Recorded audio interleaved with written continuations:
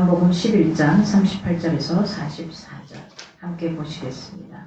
제가 한 절 있는 자리에서 여러분이 큰 소리로 함께 하겠습니다. 이에 예수께서 다시 속으로 비통히 여기시며 무덤에 가시니 무덤이 굴이라 돌로 막았거늘 예수께서 이르시되 돌을 옮겨 놓으라.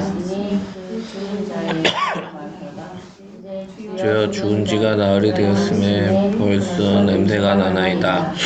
예수께서 이르시되 내 말이 내가 믿으면 하나님의 영광을 보리라 하지 아니하였느냐 하시니 돌을 옮겨 놓으니 예수께서 눈을 들어 우러러 보시고 이르시되 아버지여 내 말을 들으신 것을 감사하나이다.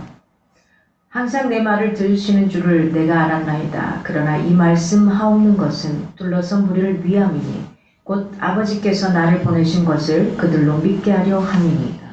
이 말씀을 하시고 큰 소리로 나사로야 나오라 부르시니 함께요. 죽은 자가 수족을 배로 동인 채로 나오는데 그 얼굴은 수건에 쌓였더라. 예수께서 이르시되 풀어 너와 다니게 하라 하시니라. 아멘. 다시 나사로의 이야기로 갑니다. 오늘은 여러분에게 묻고 싶습니다. 확신이 있는가 하는 겁니다. 지난주에 오신 분 중에서 그런 고백을 들었습니다. 마지막까지 저희 성도들이 다 간 다음에 마지막까지 이 자리에서 청소를 다 해주시고 마지막 마무리까지 다 하시고 저를 집에까지 태워다 주시면서 하신 고백입니다. 그 지난주 3명의 엄마가 그렇습니다. 저한테 그래요. 저한테 이제 선배님 이렇게 표현합니다. 네, 선배님, 제가 만약에 교회라는 기독교를 선택하게 되면, 그러니까 이분은 어떤 분이냐면요, 그 우리나라의 유명한 사주 관상 막 이런 거 보시는 분 있죠. 다 찾아갑니다. 줄 서가지고 돈 얼마를 내든 상관이 없습니다. 왜냐면 굉장히 많은 일들을 하시는데 인생 마지막에 끝이 약간 마무리가 안 돼요. 다 잘 하시는 분이거든요. 그래서 최근에 그 누구죠? 신기훈이 하여튼 그 유명한 분 TV에 많이 나오시는 분 있어요. 그분한테 갔는데 이름을 바꾸라 그랬대요. 이름이 문제라고. 그래서 이름을 받아왔더라고요. 근데 거기다 대놓고 제가 이름을 왜 바꿔 이렇게는 말 못하고 아무 말도 안 했습니다. 근데 그렇게 표현을 하시더라고요.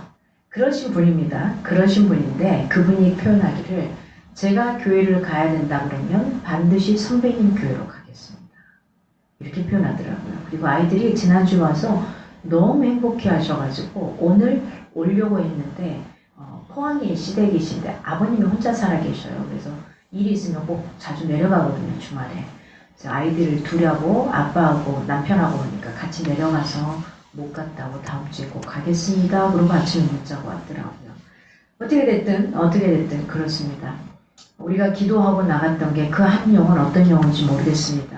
그리고 또 다른 분도 마찬가지고요. 지난주에 가면서 이런 말을 합니다. 그 다음에는 교회 언제 와야 되나요? 묻더라고요.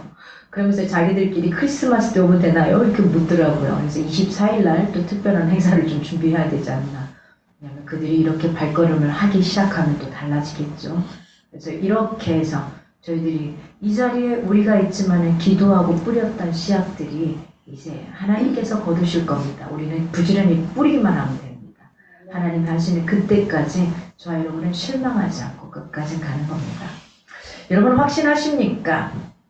확신하고 계십니까? 오늘 본문에서 한 가지 관과해서는 안 될 사실이 나옵니다. 나사로가 다시 살았긴 하나 그의 몸은 아직 영원한, 우리가 흔히 말하는 영생불사 이런 몸은 아니죠. 그죠? 우리 육신은 살았지만 다시 죽음을 맛보아야 하는 재앙적인 부활체였다는 사실입니다.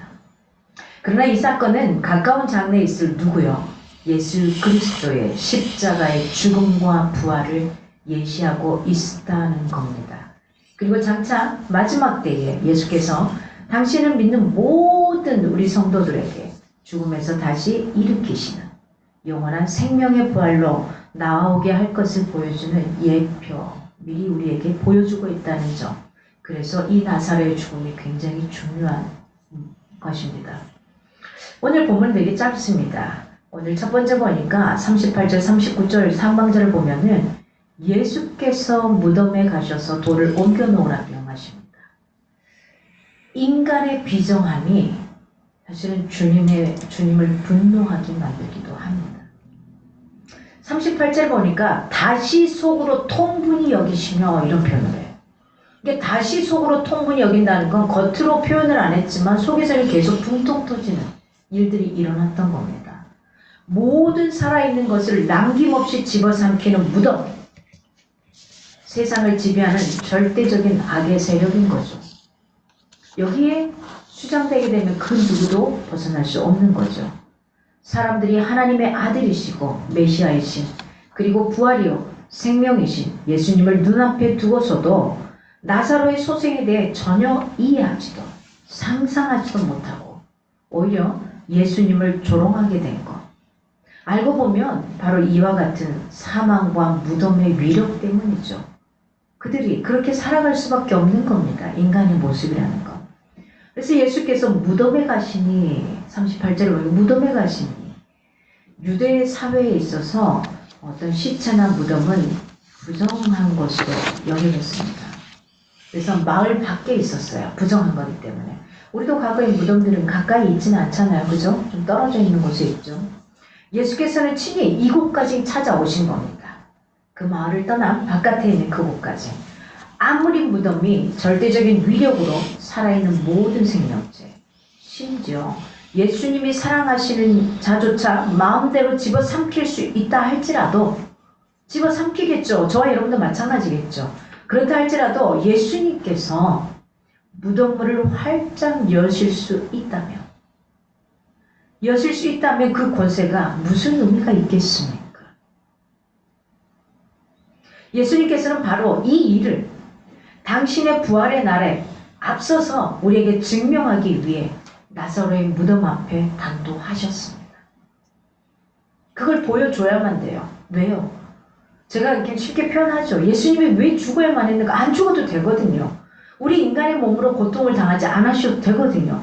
근데 우리와 똑같은 성정으로 왜 그 고통을 당하시고 아파하시고 조롱을 당하시고 십자가에 죽어야만 했느냐? 이겁니다. 왜요? 우리 인간이 깨닫지 못하거든요. 똑같잖아요. 그렇잖아요. 다른 사람이 나를 막 위로해줘요. 근데 그 사람이 나하고 똑같은 아픔을 겪지 않으면 우리 어떻게 생각합니까? 에이, 너 모르잖아. 너 가짜로 그러는 거잖아. 이럴 수 있거든요. 그래서 주님은 그걸 증명하기 위해 그 나사로를 썩은 냄새 나게 죽게 만들어 두었던 겁니다. 39절에 돌을 옮겨 놓으라. 당시 유대인들의 무덤은 자연동굴이었어요. 자연동굴이거나 바위를 파낸 인공동굴이었습니다. 그러면 동굴로 파냈기 때문에 그 입구에는 커다란 돌을 굴려서 막았던 겁니다. 이때 당시에는. 예수님은 언제든지 우리가 자신의 역사에 동참하기를 원하시죠. 그리고 우리가 할 일을 지시하십니다. 즉 많은 경우 예수님 혼자 모든 일을 다 하시는 것이 아니라 우리가 할 수 있는 일들을 맡기셔요. 내가 할 수 없는 게 아니라 내가 할 수 있는 일을 맡기셔요. 이게 바로 뭐냐? 하나님의 역사에 우리가 동참하는 행위가 되는 거예요. 이게 뭘 막 거창하고 화려한 걸 하려고 하지 마십시오. 그냥 하는 겁니다.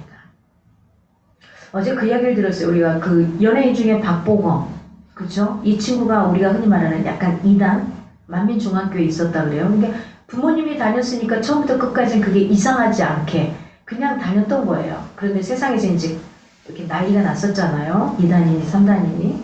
그러고 난 다음에 션이 계속해서 이 친구를 이야기하기 시작했답니다.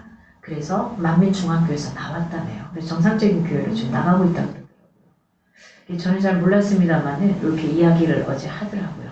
그러니까 지금 연예인들 사이에서는 그렇게 리스트를 쭉 해놓고 하고 있어요. 우리는 더 이제 그들의 그 영향력이 굉장히 크잖아요. 엄청나게 크잖아요. 그들이 하는 손짓 하나 이거 하나에 다르거든요. 그래서 우리도 그런 영향력을 이곳에 한번 좀 뿌릴 수 있으면 좋겠다 싶습니다. 무덤문을 열고 사망의 권세 아래 있는 자들을 생명으로 인도해 들이시는 사역. 이게 바로 예수 그리스도의 사역인 동시에 누구요? 우리들의 사역입니다. 성도라고 일컬어지는 우리들의 사역이 되어야 하는 겁니다. 막혀있던 그 돌문, 깜깜무소식으로 모든 것을 잠재워버리는 그 무덤 속에 있는 우리의 인생을 돌문을 치우고 그의 인생을 환한 빛의 세계로 이끌어야 되는 게 이제 저와 여러분이 해야 될 그 역할입니다. 두 번째로 39절 하반절에서 40절을 보면 만류하는 마르다에게 절대적인 믿음을 갖도록 도우시는 장면을 보게 됩니다. 39절에 죽은 자가 나으리 되었으니 벌써 냄새가 나나이다. 벌써 냄새가 나나이다. 여러분 혹시 썩어가는 시체의 냄새를 맡아본 적이 없으시죠? 없으시죠? 저는 좀 많이 맡아봤습니다. 왜냐하면 90년 중반까지 해도 보통 집에서 염을 했었으니까요. 그때 사역할 때는 집에 가서 염을 했었습니다. 목회자들이. 그래서 그 상황들이 있었고요. 그 다음에 나로도 설옥도에 가면은 환센스병 환자들 있죠. 손 이렇게 다 뭉그러진 이 사람들은 살이 썩어가기 때문에 제가 고등학교 때까지 교회에서 모교에서 늘 1년에 한 번씩 거기 봉사활동을 갔었거든요. 그분들과 함께 예배하고 그분들과 함께하고 설옥도에 들어가서 이렇게 했었습니다. 그래서 그분들과 찬양을 하고 나가는 모습에 감동도 받지만은 그 썩어가는 냄새가 너무 역겨웠습니다. 냄새에 굉장히 민감했던 저에게는 굉장히 힘에 겨운 지금도 그 냄새는 아련합니다.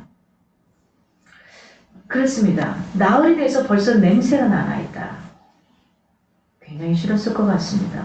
유대 민간 신앙에 따르면 사람이 죽으면 영혼이 다시 몸으로 돌아오고자 하는 소망 때문에 사실은 3일 동안 그 무덤 주위를 방황하고 있다고 생각을 했던 거죠. 그래서 4일째 되면 더 이상 돌아오지 않고 떠나간다. 이런 민간 신앙 때문에 우리나라도 마찬가지고요. 동일하죠. 그래서 3일장을 하죠. 그래서 벌써 냄새가 나나이다. 이건 뭐예요? 계속해서 냄새를 풍기고 있는 그곳을 묘사하고 있는 거예요. 이건 왜 굳이 여기다 써놨을까요? 왜요?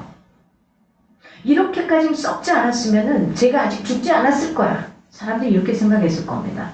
죽은 지 하루 만에, 이틀 만에, 3일 만에 만약에 예수 그리스도가 와서 죽은 나사로를 살려냈다고 하면은 사람들은 아직 믿지 못했을 거예요.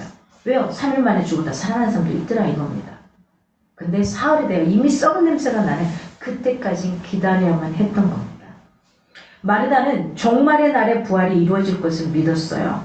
이때는 분명히 부활이 일어날 거다. 그런데 지금 당장 내 오라버니가 부활한다? 다시 살아난다? 생각을 했을까요? 못했던 겁니다. 못할 수밖에 없죠. 마르다의 이 말은 부활이요 생명이신 예수님에 관한 논증을 더 깊은 곳으로 이끌어가는 역할을 하고 있습니다.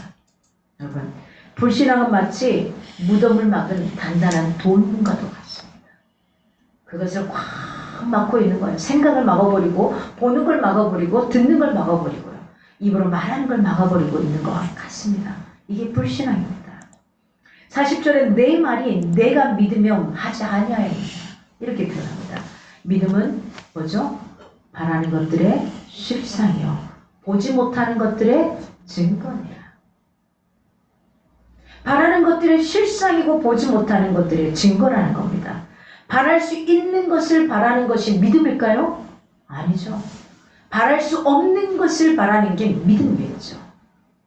눈앞에 예수님이 딱 보인다 그러면 지금 하나님이 눈앞에 우리 앞에 산재 있다면 많은 사람들이 따라갈 겁니다. 그런데 그분을 믿고 따라갈 때 어려움이 있으면 어떻게 할까요? 돌아가겠죠. 바로 이겁니다. 이런 거요. 조금 더 가깝게 이야기할까요? 나에게 돈이 많아. 뭔가 갖고 있는 게 많아. 그러면 주변에 사람들이 계속해서 붙습니다.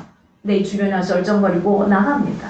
그러다가 어느 날 내가 갑자기 뭐 몇백 갖고 있었던 백만장자였던 내가 갑자기 하나도 없는 거지가 되어 있어요.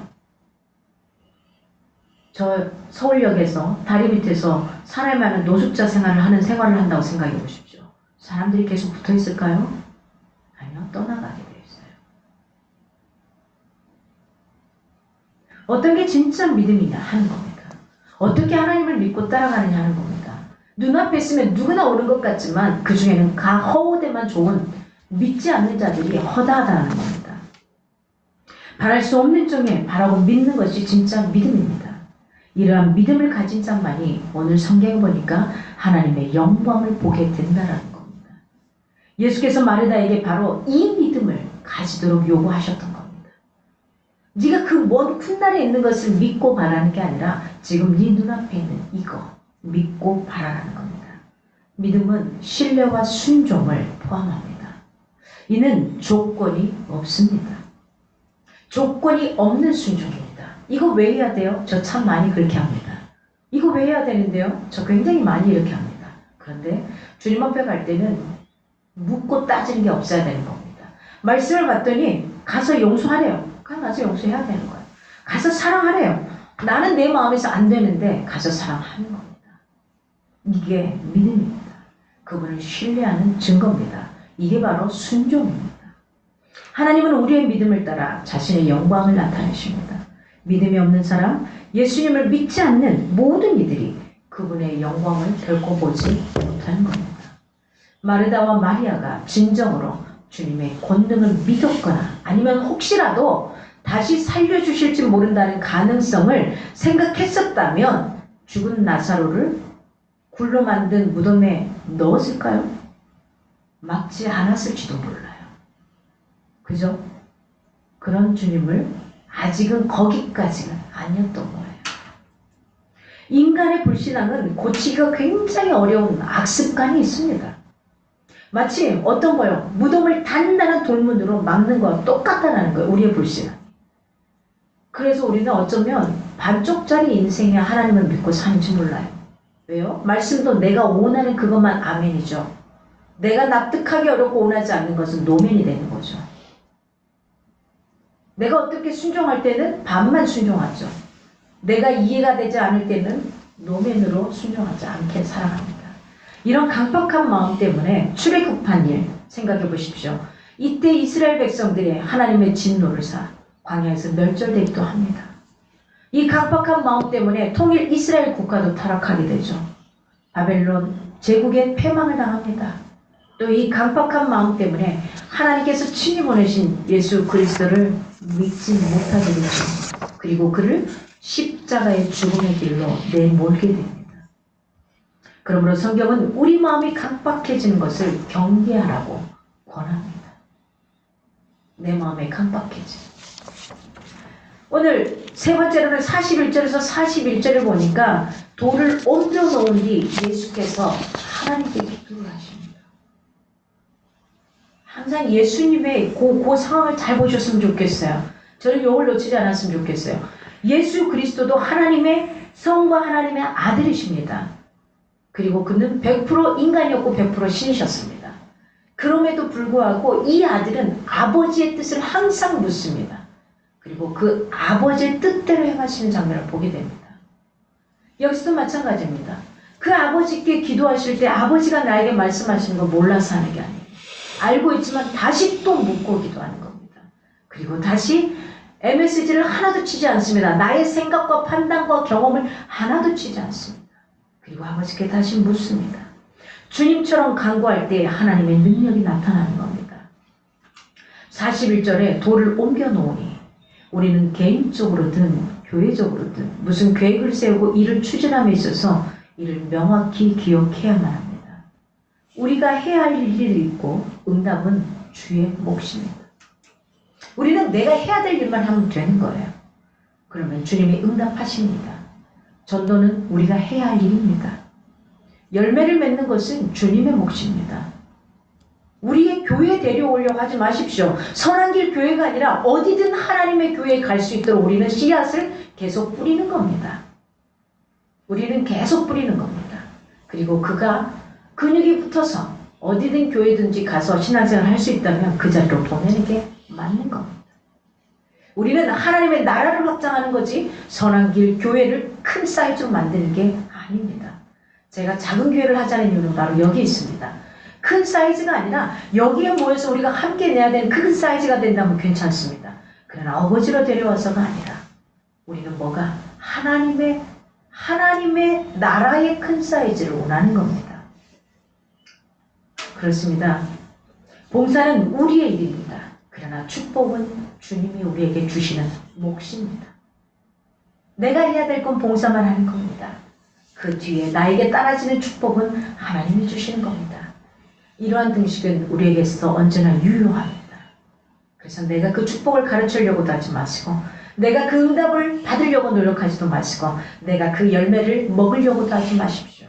주님이 하실 수 있도록 우리는 기도하며 행동으로 보여주는 것밖에는 없습니다. 예수님의 요구와 명령에 의해 무덤문은 활짝 열렸습니다. 이제 사망마저도 그 입구의 문을 열고 사자를 통해 낼 것인가 하는 결과만을 남겨놓은 것입니다. 만일 죽은 나사로가 거기서 걸어 나온다면 예수님은 바다 물결말 잠잠케 하는 분이 아니라 또한 소경의 눈만 뜨게 하는 분이 아니라 인생 최대 원수요 지배자인 사망마저 지배하고 다스리시는 하나님의 아들이시죠. 메시아이심이 확증케 되는 것입니다. 아버지여 내 말을 들으신 것을 감사하나이다. 예수님의 기도입니다. 아버지여 내 말을 들으신 것을 감사하나이다. 예수께서는 단 한 번도 아버지이신 성부 하나님의 뜻과 무관하게 자기 주장을 하지 않으셨습니다. 아버지는 또한 언제든지 아들이 원하는 것을 다 허락해 주셨습니다. 그분은 언제든지 아버지의 계획과 목적에 따라 움직이셨습니다. 아버지의 계시의 전달자라서 일관되게 행동할 수 있었습니다. 아버지께서는 아들의 요구를 항상 들으신 것이 바로 이 때문이었습니다. 예수께서 언제든지 구하신 것은 자신의 뜻이나 영광이 아니라 누구의 뜻요? 아버지의 뜻. 누구의 영광요? 아버지의 영광. 그것을 구하셨던 겁니다. 주님은 어떻게 간구하셨을까요? 주님은 먼저 겸손함으로 구하셨습니다. 그리고 주님은 확신을 가지고 기도하셨습니다. 그렇게 해주실 거라는 거. 그리고 주님은 하나님 아버지가 당신의 기도를 이미 들어주셨다는 걸, 이걸 확신하고 기도하셨던 겁니다. 이게 믿음입니다. 우리들도 기도한 것은 어떻게 된 거라고요? 이미 받은 줄로 믿고 기도하라고 말합니다. 아멘. 이미 받은 줄로 믿고 기도하는 겁니다. 다만 우리의 기도의 동기와 목적이 하나님의 의와 성과 진리를 이루려는 것이어야 하는 겁니다. 마지막으로 주님은 어떻게 기도하셨냐? 항상 내 말을 들으시는 줄을 내가 알았나이다. 그죠? 누군가에게 우리가 뭘 요청할 때 말을 하면 상대방이 들었는지 안 들었는지 헷갈릴 때 있잖아요. 근데 주님은 하나님이 분명히 내 말을 들은 줄로 확신합니다. 이게 믿음입니다. 기도로 말로만 하는 것이 아닙니다. 기도는 하나님의 뜻대로 순종하는 생활이 기도의 가장 중요한 기반입니다. 말로가 아니라 뭘로요? 실행하는 겁니다. 행동하는 겁니다. 세상에 있는 많은 자기개발서들도 이야기를 합니다. 네가 알고 있어? 확신하고 있어? 거기서 멈추는 게 아니라 그 다음에 뭐 해야 된다고? 행동해야 된다는 거죠. 기도는 내가 아쉽고 급하고 문제를 가지고 있다 해도 드리는 것 그것뿐만이 아닙니다. 기쁠 때나 괴로울 때도 항상 아버지 하나님과 대화하고 교제하고 그 뜻을 내 영혼에 채우는 작업이 곧 기도입니다. 42절에 내가 알았나이다. 누구든지 예수께서 하셨던 것처럼 아버지께 대한 확신을 갖고자 하면 이처럼 예수님 안에서 그분과의 적극적인 사귐이 있어야만 하는 겁니다. 그러기 위해서 우리가 매일 하루에 10분만이라도 주님과 독대하며 기도하자는 겁니다. 매일 한 장씩 성경 읽었던 게 이제는 한 번의 통독이 끝났습니다. 이제 몇 장 아니면 끝나요. 지금 미가서 7장 오늘이 마지막, 나움, 하박국, 스가랴, 말라기 이 네 권의 책. 몇 번만 더 가면은 끝납니다. 벌써 한 권이. 한 2년 된 것 같아요. 2년 정도. 그쵸?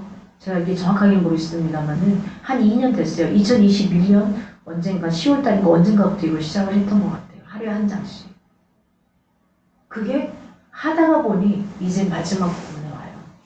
이제는 어떻게 읽어야 될지도 입안에 여러 가지가 붙기도 하고 어떻게 나가야 될지도 나옵니다. 그렇습니다.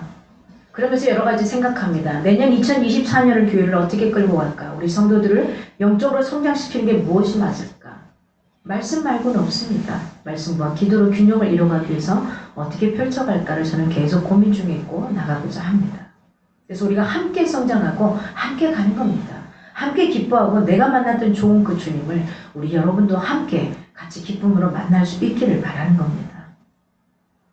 예수께서는 자신이 생명을 주관하시는 절대 권능을 가진 하나님의 아들이고 성부 하나님으로부터 파송을 받았다는 사실을 인정치 않는 많은 사람들로 하여금 믿음을 가지도록 하기 위해서 기도를 드리십니다.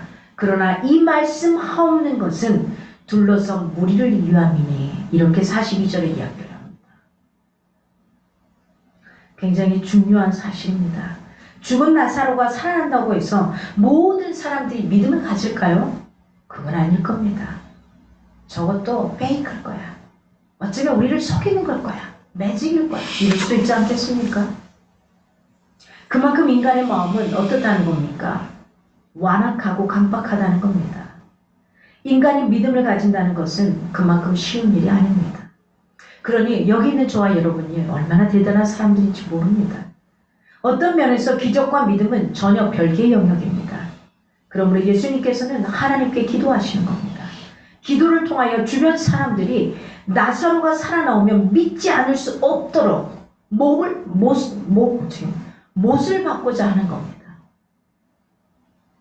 내 눈앞에서 뭐가 펼쳐진다고 해서 다 믿어지던가요? 아니요. 저는 그걸 경험해 봤습니다. 제 앞에서 제 몸을 가지고 어떤 목사님이 기도를 해주는데 제 몸이 막 손도 안 대는데 막 알아서 돌아가요. 그 목사님이 원하는 방향으로. 그런데도 제 마음에서 믿어지지 않는 거예요. 그래서 하나님 앞에 기도했어요. 하나님 안 믿어져요. 하나님 안 믿어져요. 내 저거 보고 안 믿어지니까 제 몸을 통해서 제가 실험하고 싶습니다. 그래서 실험을 했어요. 그런데 그래도 안 믿어지더라는 거예요. 여러분, 그게 인간이에요. 그게 접니다. 그런데 그거 상관없이 말씀이 믿어지기 시작하면서 달라지더라는 거죠. 그게 저예요. 43절, 44절 마지막 부분 보니까 이미 죽어묻힌 나사로를 무덤에서 불러내요. 썩은 냄새가 진동하더라 그랬잖아요. 그를 불러내요. 말이 되는 겁니까? 주님은 장차 무덤에서 성도들을 불러내어 영원한 생명을 누리게 하실 그것을 이 나사로의 죽음을 통해 보여주시는 겁니다. 43절에 말합니다. 큰 소리로 부릅니다. 나사로야 나오라. 나사로야 나오라. 부르시는 겁니다. 아니 그가 이미 죽어서 썩은 냄새 나는데 귀가 열려있지 않는데요. 그를 불러낸다고 나올 것 같습니까? 그런데 주님은 큰 소리로 외칩니다. 죽은 나사로야 나오라 외칩니다. 큰 소리로 나사로야 나오라 부르십니다.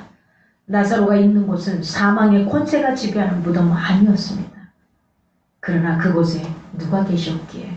살아계신 예수 그리스도가 계셨기에 예수께서 사랑하시는 나사로가 영원히 거할 처소는 바로 그 무덤이 아니라는 것, 이걸 알려주시기 위해 그를 불러내십니다. 예수께서는 무덤 안에 나사로를 불러내신 이 사건은 장차 저와 여러분이 경험하게 될 미래의 부활의 사건을 예시해 주신 장면입니다. 예수님과 죽음, 또 성도와 죽음의 관계를 저와 여러분에게 보여주시는 사건입니다. 우리는 한 번 이 땅에 태어나서 다 죽을 겁니다. 이 땅에서의 삶은 마감을 할 겁니다. 그러나 그 다음 세계에 예수 그리스도께서 다시 재림하실 때에 내 육신의 부활도 함께한다는 걸 이야기하십니다. 44절에 죽은 자가 나오는데 시체로 있었던 자가 나옵니다. 이 표현은 원어적으로 보면 시체로 있었던 자가 나온다 또는 죽어 있었던 자가 나온다라고 표현하는 겁니다. 인간의 상상을 초월하는 이 놀라운 광경을 지켜보면서 어땠을까요, 여러분? 이 자리에 있었다 그러면 저는 아마 까무러쳤을 것 같고요. 아니면 도망도 갔을 것 같아요. 놀라워가지고. 여기 있었던 사람들 경악을 금치 못했을 겁니다. 죽은 자를 살리신 이 이적? 아니 잠깐 살아나다가 다시 죽었잖아요 다. 근데 이미 썩은 시체 냄새가 나거든요. 이 사람을 다시 살려낸다. 이 이적은 어떤 것을 이야기할까요? 생명의 주인이 누구다? 생명의 주인이 바로 하나님이라는 사실. 이 사실을 확증하기에 충분한 것이었습니다. 43절에 이렇게 말해요. 야 그를 풀어 놓아 다니게 하라. 이때 당시에 유대인의 시체를 수습하는 관습이 어떻게 됐을까요? 수족을 배로 동여맸잖아요. 우리 사람들도 죽으면 제일 먼저 뭐 하는지 아세요? 염할 때? 입, 코 이렇게 구멍 뚫린 곳에 다 솜으로 막았습니다. 이게 요즘 잘 안 봐봐서 모르시겠지만 저는 그렇게 해봤습니다. 교인들 돌아가시면 일단 솜을 탈취면을 막 주변에서 막 사다가 입, 코, 뭐 이렇게 구멍이 있는 곳은 다 막았어요. 구멍이 있는 곳은 다 막았어요. 그 다음에 손들, 발 두 개, 배로 이렇게 싸맵니다. 그 다음에 얼굴에 이렇게 쭉 이렇게 결박하는 거, 요거 얼굴을 또 동여 맵니다. 근데 이런 것들을 합니다. 그리고 옷을 갈아입히고. 그처럼 이때 당시에도 이렇게 했습니다. 얼굴은 수건에 쌓여 있었고, 그래서 예수께서는 이것들을 제거하라고 지시하시는 거예요. 죽은 자를 살리신 일, 전적으로 우리의 몫이 아닌 겁니다. 누구의 몫이냐? 주님의 몫입니다. 하지만 나사로를 묶고 있는 여러 개의 끈들을 끊어버리는 것은 누가 해야 되는 거죠? 우리가 해야 되는 거죠. 그건 또 우리의 사람의 몫입니다. 나사로가 자기 집으로 가는 것, 그건 누구의 몫이죠? 나사로의 몫입니다.